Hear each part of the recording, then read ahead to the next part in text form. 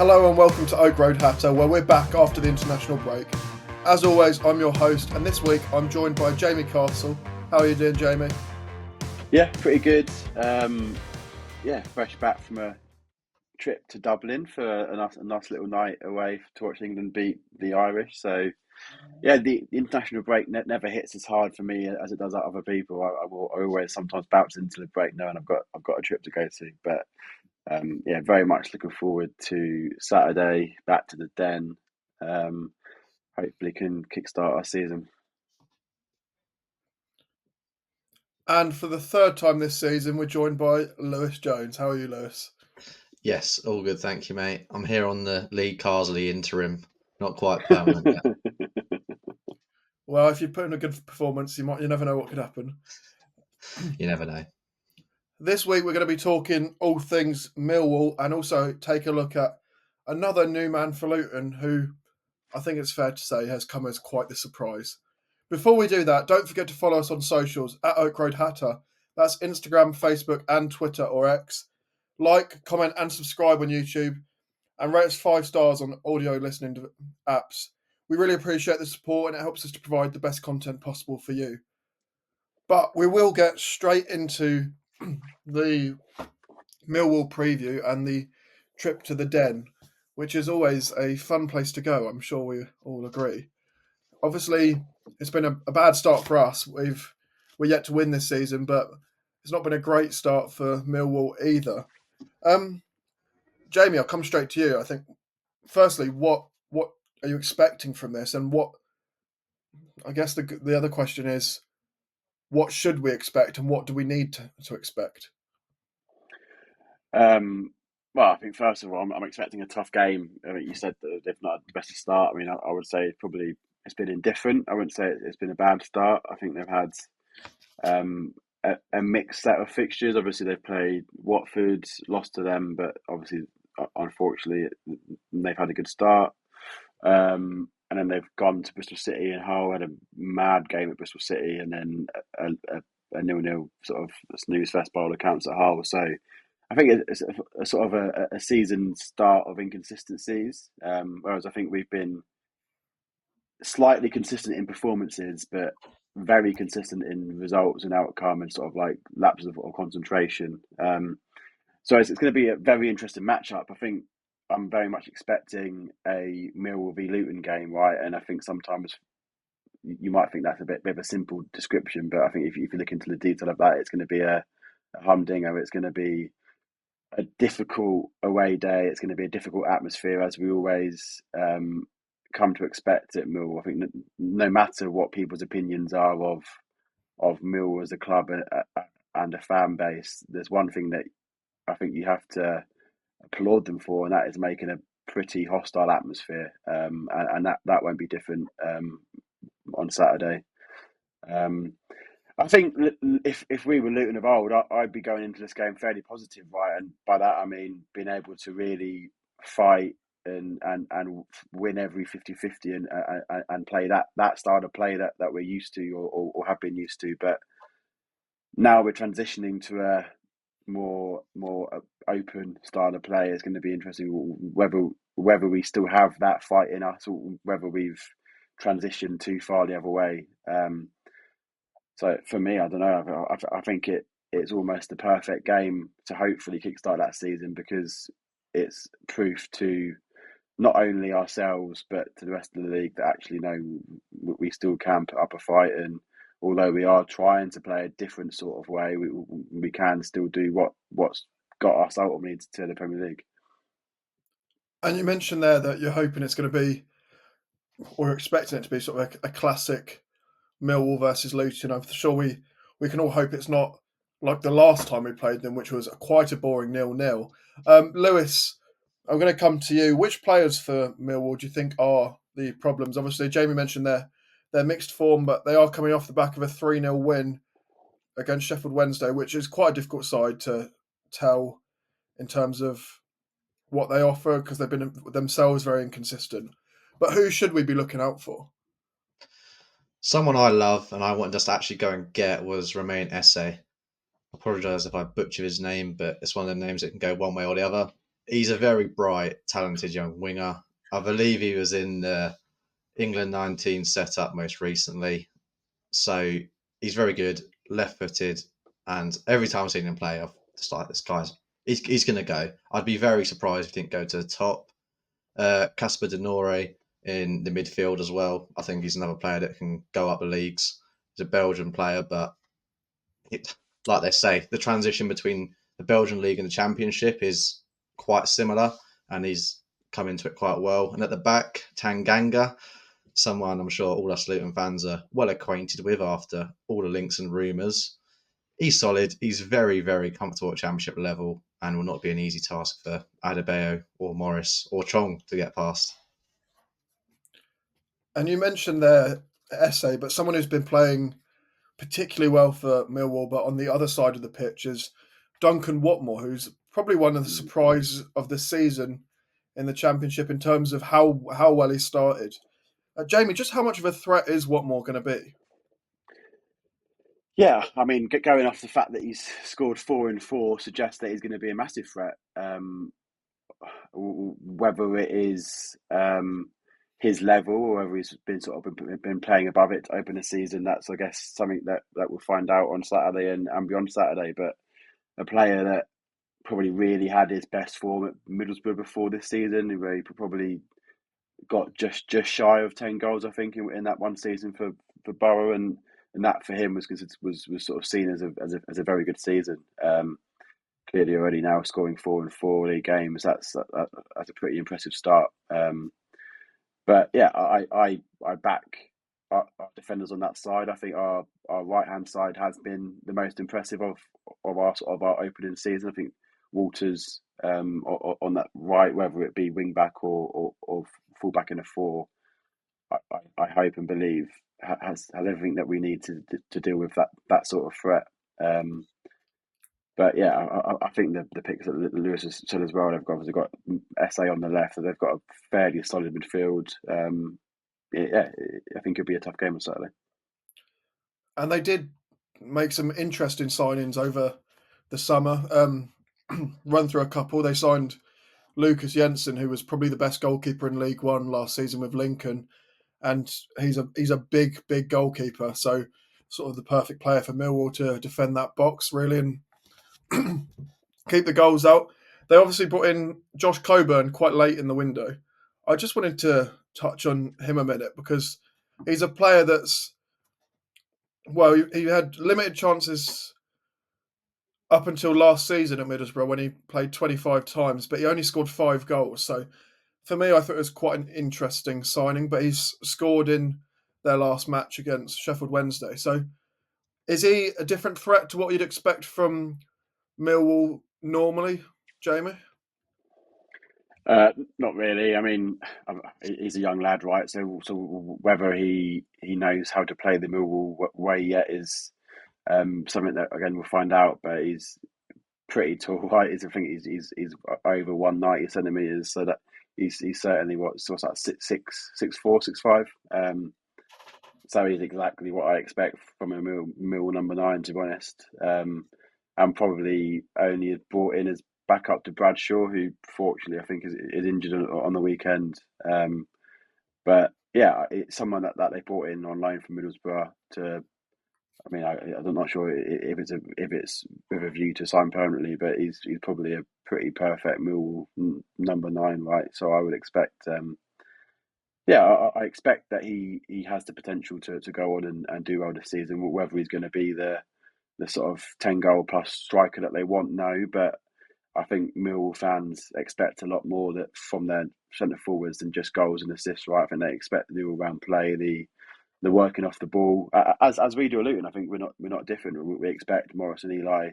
Obviously, we expect them to score goals and get assists, but we expect that work rate off the ball, and Josh Coburn is no different.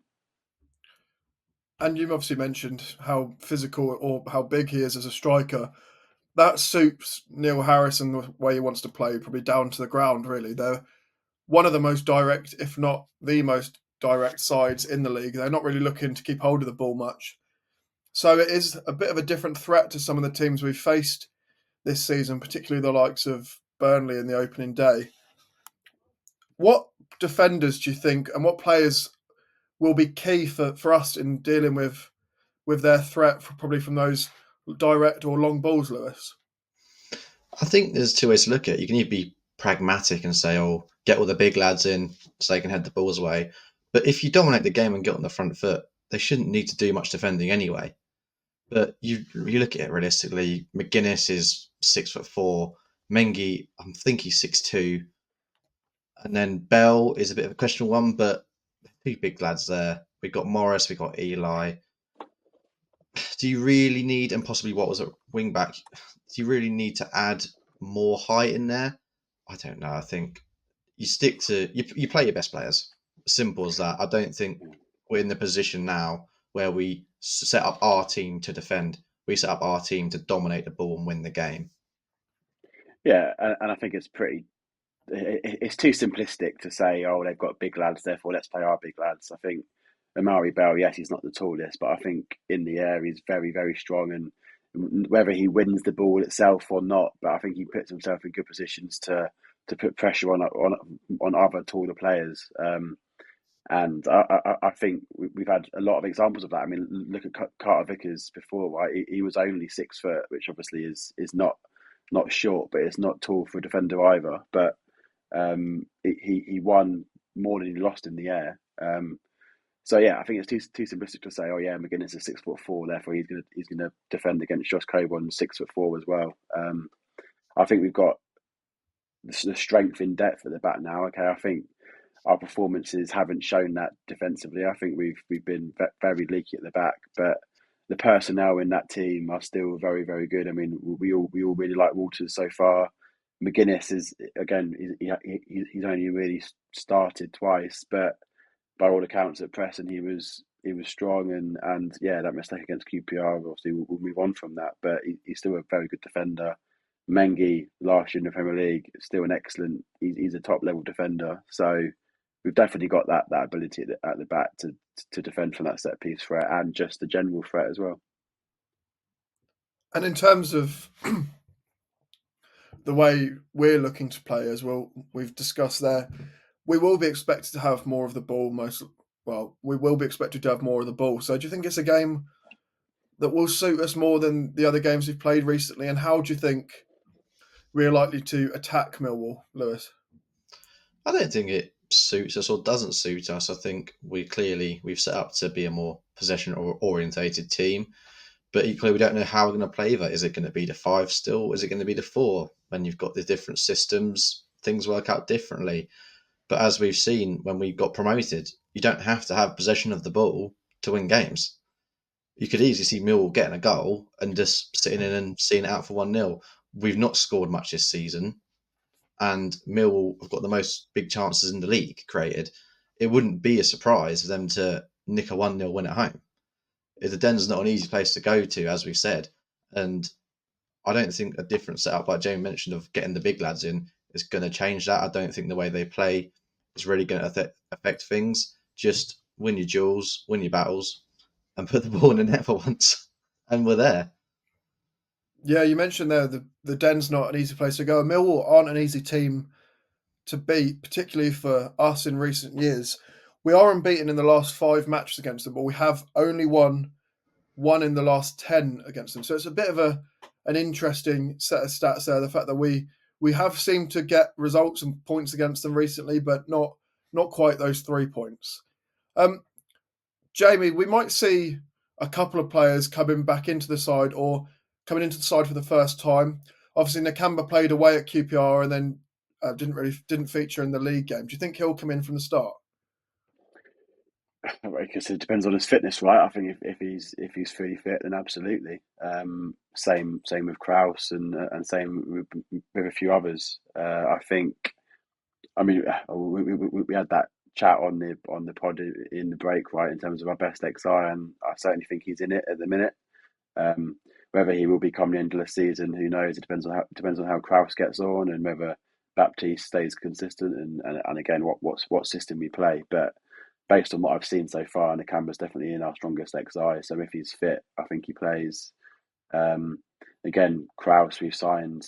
on only a 1 year loan for now. So that for me implies that he's been brought into play. So if Klaus has got over his ankle injury from months, and I think he plays as well. We'll come on to Moses as well, the signing in the second half, but I would expect him to be in the 18 as well, at least, regardless of fitness, because we've clearly signed him to play. So I expect a slightly different look Luton team on Saturday. So looking forward to hearing Rob's press conference. I'm not sure if it's tomorrow or Friday, but it'll be an interesting one. Yeah, and you touched on Tom Krause there. Obviously, he did come in with that minor injury that he picked up from Mainz, and then he was expected to be back for this game. Do you think it's likely that he gets thrown straight in away at Millwall for his first game in English football, Lewis? I don't think that's a big thing. Like, he's played in the Bundesliga. There are some very raucous atmospheres in Germany. If you're good enough to play, it doesn't really matter where you play. You look at these players when City come to play us. Foden is a very good player, and he was the best player on the pitch. If you're good enough, you'll stand out and you'll play and you'll do well anyway. I don't think it'd be a surprise, but like James says, with the press conference, we'll get a bit more information. He sounded hopeful in his interview when he first joined that it would certainly be ready for after the international break. I don't think I've seen him in any training photos as of yet, but that doesn't mean anything. There's plenty of times that's happened, and then someone's come and played on the Saturday. Yeah, I just wanted to touch on one more player. Well, a couple of players. We've struggled in front of goal, as you mentioned, this season, Lewis. Do you think we're going to have to change the way we play with Morris and Eli up front, not just for this Millwall game, but for the next few games coming up, compared to what we've done in recent weeks with Morris drifting out wide? It's neither here or there. I think I looked at it earlier. Adebayo has missed, I think, 7 big chances. If he does that across the rest of the season, he's going to absolutely smash a record for the most big chances missed. It's not going to stick. Sooner or later, they'll hit the goals. Like I think with 10 big chances this season, we've missed 9. A few more of them hit the back of the net. You're going, it's fine. Keep it as it is. Don't change anything. They're good enough players to play at this level. We've seen that. In fact, they're good enough to probably play at a level higher. May not be starting, but they're good enough to play. Stick with it. 2 more games in, neither of them gets on the score sheet. Maybe look at changing it around, but it could be a change of system, like we've mentioned, and then everything flows beautifully and we win 4-0 at the Den. You never know. Yeah, I'm not sure if the international break makes you reflect a little bit, and I think nothing's changed, of my opinion, in terms of have we been good enough. Absolutely not. We definitely need to do a lot more. But I mean, I don't know what the average run rate of big chances missed are. But if Adebayo is missing 7, then clearly he needs to step up a little bit more and put 1 or 2 of those away. And even if you score 1 of those 7 across the first 4 games, across the remaining 42 on that record, you're going to score a lot of goals. So, I definitely think luck hasn't been on our side, and we, something does need to change. Absolutely. Whether that is luck and something else, then we'll wait and see. It's been really frustrating, but as players that have scored the goals that they scored last year in the Premier League, you back them to sort of break that bad run of form and come good. Yeah, going back to the big chances, I had a quick look when I saw the stat out, Elijah. And last season, I believe it was Adam Armstrong finished the highest with 28, which was 10 higher than second, which was 18. So the fact that Elijah's already at 7 suggests he's going to either have a massive goal scoring run for the rest of the year, as like I said, he's going to absolutely smash the target. And I think we know it's probably going to be the former rather than the latter. Just before we move on, can I just go for some score predictions? Jamie, I'm going to come to you first this week. Oh, it's actually really tough to call. I think Lewis is right. I wouldn't be surprised to see Millwall dig in, get a goal, and see out a 1-0 win. But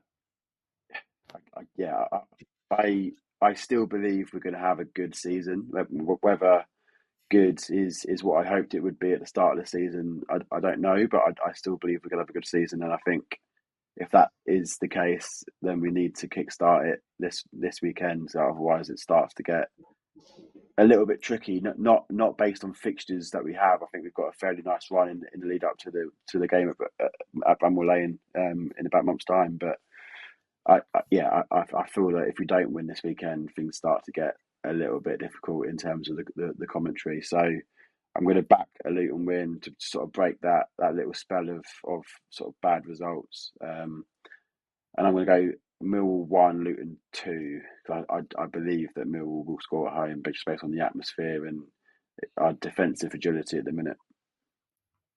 Lewis? As Jamie touched on, it's a difficult one to know. This game could go 1-0 Millwall or 4-0 Luton. That's generally the way I see it.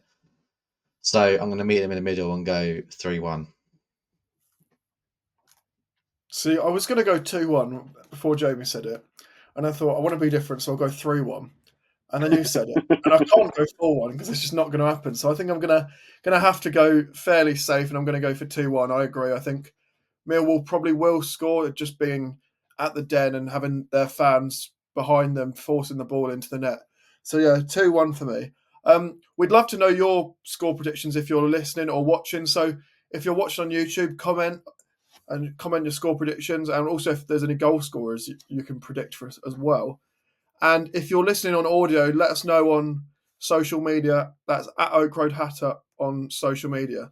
We're going to go for a quick break now, but when we get back, we'll be discussing Luton's new signing, who, as I mentioned, has caught a lot of us by surprise. And also, we'll be briefly touching on some international appearances for some Luton players.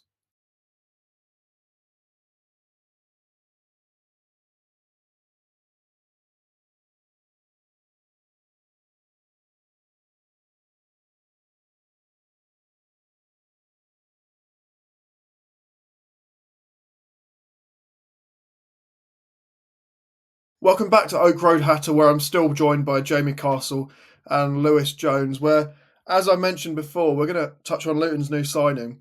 And in a week where Barclaysman has been trending on social media, Luton signed their very own Barclaysman, and that is Victor Moses, which it caught me completely off guard. There was absolutely no rumours linking with him with anywhere, or even that he'd left Spartak Moscow at that point.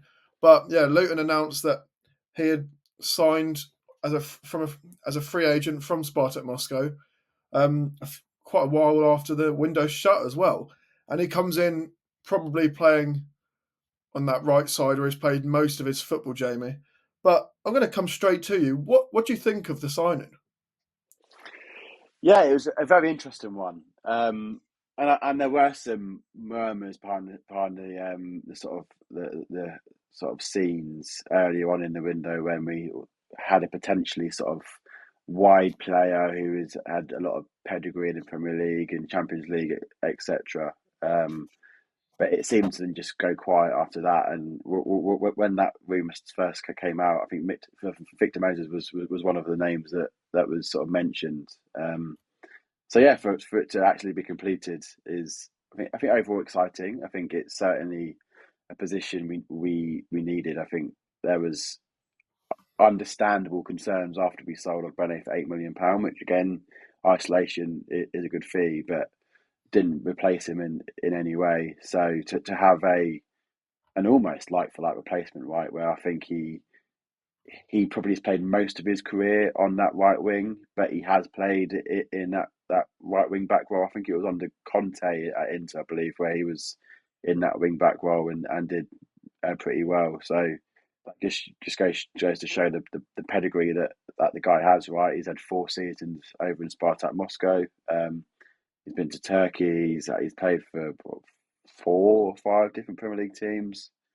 So yeah, he's definitely got some very good pedigree, some great experience. He's very tactically flexible because not only as I said, he's played on that right wing and can play right wing back, but he's also played in midfield a few times in like a number 10 type role. So I think he's almost exactly the sort of player that we needed. Whether obviously it's the profile that we wanted going forward from a fan's perspective, obviously that's different. But quite clearly, we are where we are now, so it's absolutely a sign that I would take. And I guess it's the next in the long line of Barclaysmen that we're bringing in. It was obviously Henry Lansbury, and then Ross Barkley, and then before them we had Cameron Jerome. He was very much an EFL man, but obviously had a few stints. So yeah, it's the sort of the next, or like the evolution of free agent signings that Luton Town have done, and I think our hit rate on those sort of signings has been pretty damn good, right? So can't complain. I definitely think he's a strong addition to the squad. He adds numbers because we had two sort of gaps in that squad in terms of registration as well. So overall, yeah, I'm very happy with the signing. And you mentioned there under Conte when he was into playing sort of that right wing back role, but it was also under Conte at Chelsea where he really thrived in that right wing back role, playing with, I think it was Alonso on the left side, if I remember rightly. But yeah, that was a very very successful Chelsea side, briefly as although it was. Um, but he is someone that comes in and can go into that right wing back and offer a lot and a lot of experience. And I think experience is probably something we have been looking like we need early on this season. Um, you mentioned earlier in the podcast you think he'll be in and around the squad for Millwall. How soon do you think until he maybe cements himself in the side? I think it really depends on the system we play. And yes, I think he can play right wing back, so it gives us that cover should we want to do that in game. But for me, I would love to see him on the right of a sort of a front three in like a 4-2-3-1 setup. Um, I just feel like with Chung on the left and Nelson or Clark in the 10 and Moses on the right, I think that offers a lot of threat going forwards. And you mentioned his age, right? And the experience that he has. I think if I'm Nelson in that squad, I think he can certainly learn a lot from Victor Moses, and I think it's exciting for him as a player in that squad. So yeah, it probably will take a few games before he cements his place, but I definitely back him too. We've got some nice fixtures coming up with Millwall, then Oxford, Plymouth, etc. So yeah, I wouldn't be surprised to see him in that starting 11 in the next 2 or 3 games. And Lewis, I just wanted to come to you and get your thoughts on the signing, and if you've got any other suggestions as to what he offers Luton as opposed to what Jamie and I have already mentioned there. I think Jamie's covered it all off pretty well, but it is an interesting one because he has predominantly played as a centre midfielder for Spartak, so it will be a bit of a switch back to an older role in going back to his right wing back, as Inter and Chelsea, they played there. Doesn't seem like too long ago. It was a good few years ago now. So is it the 5? But experience and versatility is massive at championship level. So I think it's a good sign all round. I don't think there's anything wrong with it. I think it's probably fairly modest wages given his age and the fact he wanted to stay in England. So I don't think it's inundated with offers. But yeah, I think it's a good signing, solid. I think there's much more to be said in it than that. Yeah, and he mentioned when he signed that he had some other offers from elsewhere in Europe, but he did want to stay in England. And I'm sure we can't have been the only club that would have Mm. been showing some sort of interest. So what it says quite a lot that he was keen to sign for us when he had offers from elsewhere, Jamie. Obviously, we've lost Townsend because of this odd situation where he's sort of joined a Turkish side and they have a transfer ban. So Moses coming in is almost a like for like in terms of what they've done previously in their career in terms of experience at the top level. Yeah, absolutely. Yeah, obviously, I don't know the background to the Townsend situation. Well, obviously, I do in terms of what's in the public domain, but it seems like he's very much gone. But yeah, he definitely replaces that Barclaysman experience that we lose in Townsend as well. But just going back on the contract position in terms of actually wanting to come to Luton, I mean, yeah, I wouldn't be surprised if there was clubs across Europe after him. I think if you look at maybe even the likes of like a Como, right, he got promoted to Serie A and under Fabregas, and I can certainly see a club like him potentially, a club like Como going in for Moses.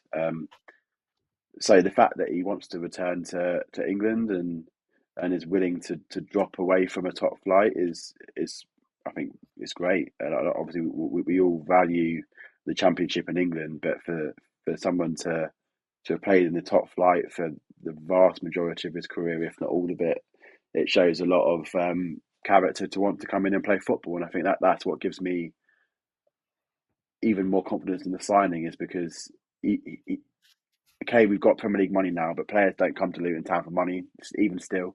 So the fact that he's come to Luton Town, I think, suggests that he wants to play. And again, it's only a 5-minute interview, but his character in the interview seems top. So we definitely add a lot to the team off the pitch as well.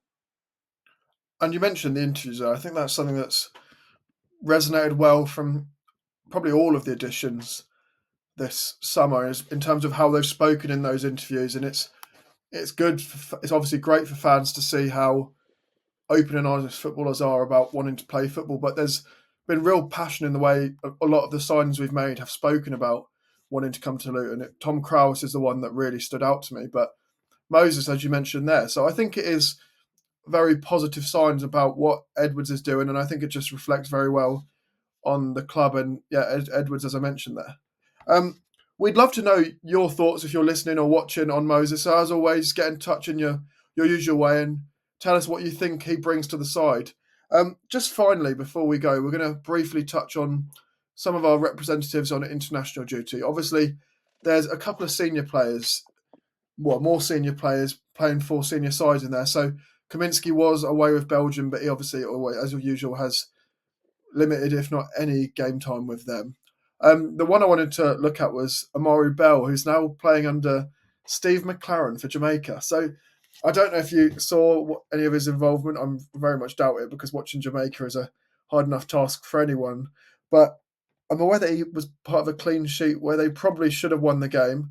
But the three players that I think have excited people with their, it's youth internationals are Nelson, Walters and Johnson. All of them were called up for England youth sides.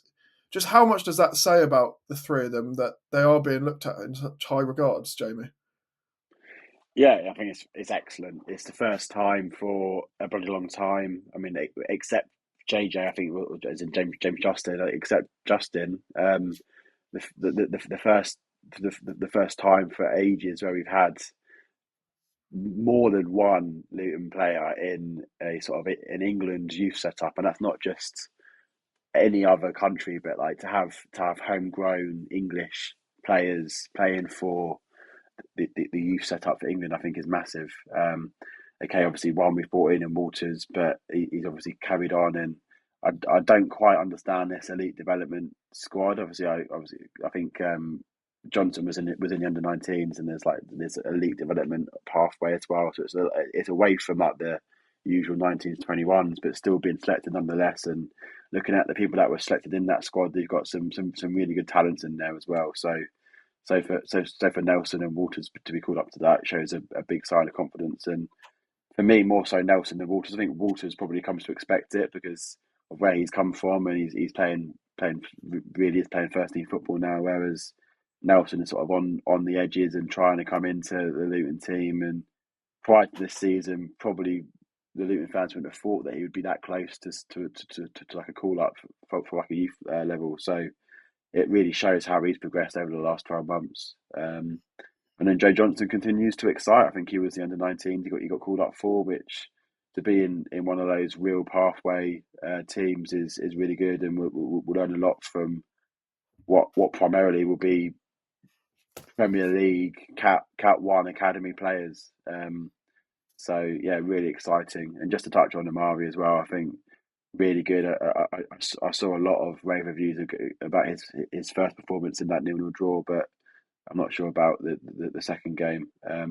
Slight concern that he played back-to-back 90s from a sort of a load and minutes view, but with the exception of his most recent injury, he's been fairly consistent in terms of his availability and minutes. So probably one that we can be comfortable with. But no, overall it's been, I think, a pretty good international break for Luton players.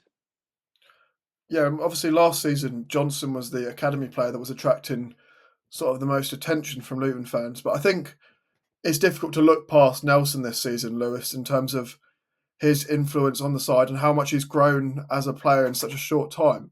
Just what do you think is next for him? I know that's quite a difficult question for me to come to you with, but how key will he be in the next sort of 4 to 6 games we've got coming up? I watched him a lot as when he's playing for the under-21s for Luton, so I'd like to think I've got a decent opinion on him. But I think he's someone that can offer a lot. He's excellent on the ball. We saw when he come on against QPR, delivered a wicked ball into the box. He's all an abundance of talent. Really, he does. I think he would work better in something like a 4-2-3-1, whether he's in that number 10 or wide right or wide left. Take your pick. But he's someone that can offer a lot this season. He's very different as well. He's probably the most similar to Chong that we have in the squad. They're very unique in the way they control the ball. They're quick, they're nimble. And yeah, I think it'd be a delight to see him featured more often than he was last year. Because it was a bit of a surprise last year when we had all these injuries. And he did make the odd minutes appearance and then games where everyone thought, yeah, bring him on. He didn't come on. So let's hope this season that changes. And it is looking very positive so far for our young players. But that, from all of us, that is all we've got time for. We hope to see you at the Den. If you're going to be there, we'll hopefully all be. Well, we want to get as many Luton fans as we can get in there. Obviously, they've given a smaller allocation than usual, but I'm sure we'll all be back in Luton on Saturday. But from all of us, thank you for listening.